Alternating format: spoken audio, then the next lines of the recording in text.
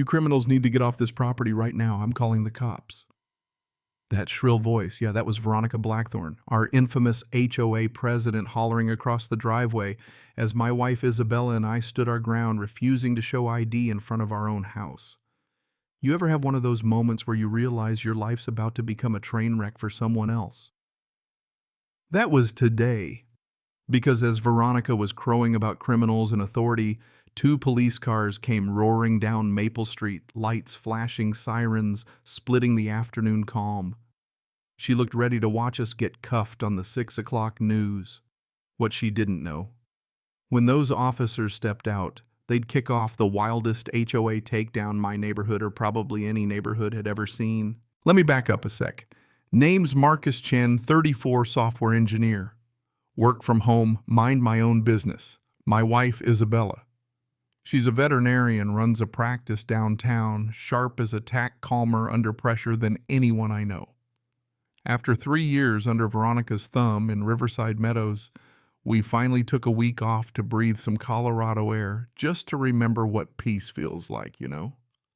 Coming home, we pull up and right away something's off. There's a massive white sign zip-tied to our gate.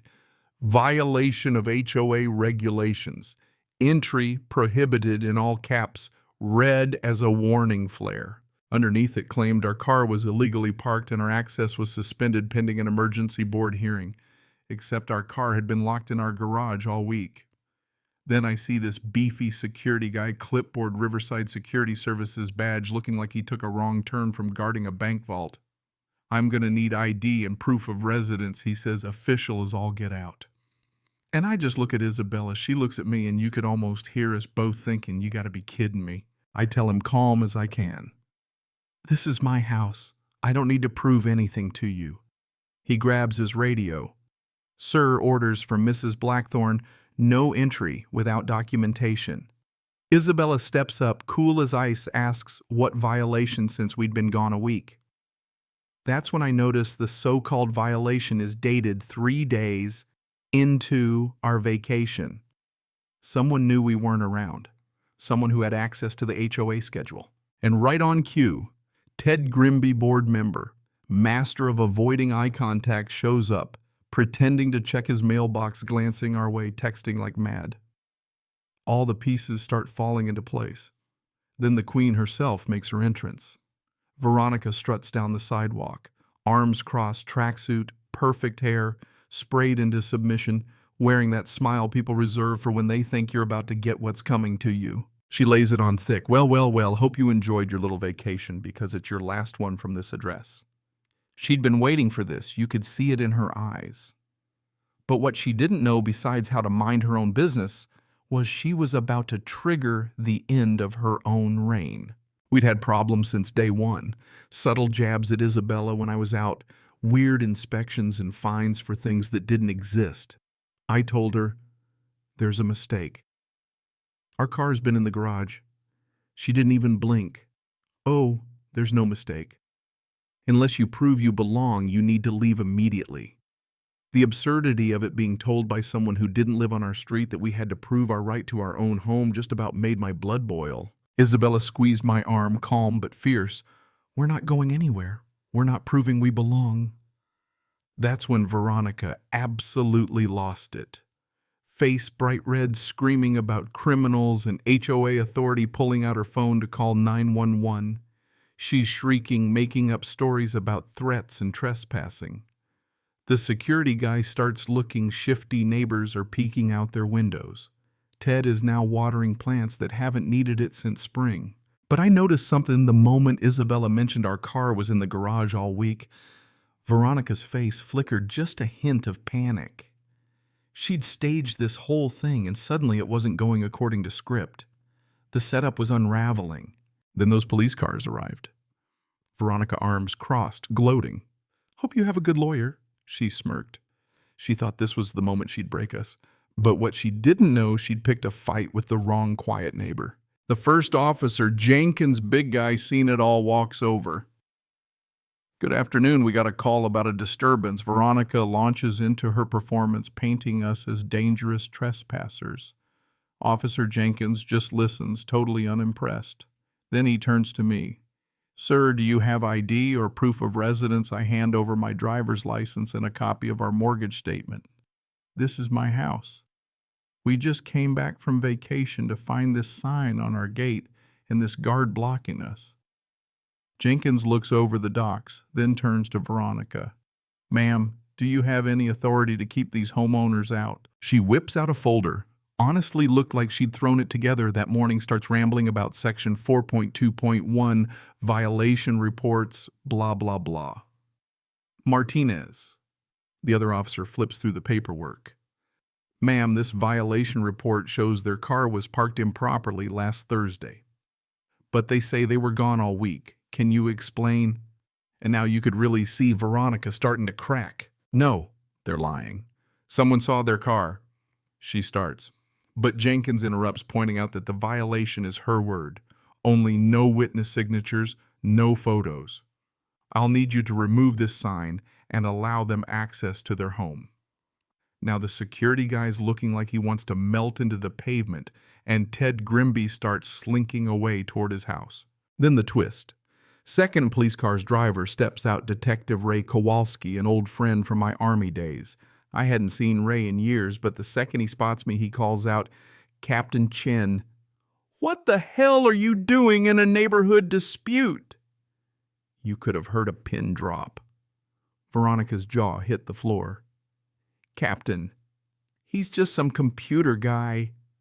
Ray gives her a look like he's seen it all and isn't buying a word. Ma'am, Marcus Chen was a captain in the United States Army Cybersecurity and Digital Intelligence. Dead silence. Veronica's bluster evaporates. Even Jenkins and Martinez straighten up, now as if things couldn't get any better. Isabella quietly shows me something on her phone. She's been digging through the HOA's member portal and found all these weird expenses approved by Veronica, thousands for consulting enhancements. Money going to some contractor called Apex Development. No votes, no oversight. Votes? No. While Ray's giving Veronica a crash course on what abuse of authority means and warning that filing false reports is a crime, I realize we're looking at something way bigger than a power-hungry HOA president. This was fraud, pure and simple. Next morning, I dive into the HOA's online records. With my tech background, it isn't hard to find a pattern payments, fake contracts, checks signed by Veronica, and rubber-stamped by Ted. I dig deeper and find emails between Veronica and the Apex CEO.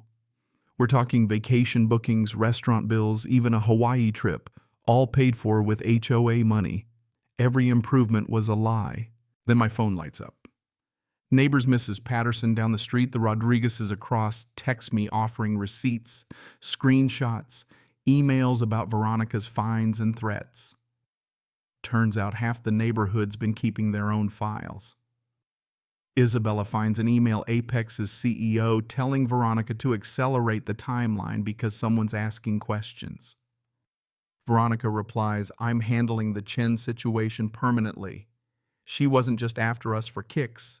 She was trying to shut us up before her little empire crumbled. I call Ray, walk him through it all, financials, emails, everything. He listens, then says, Marcus, this isn't just HOA fraud. This is organized crime.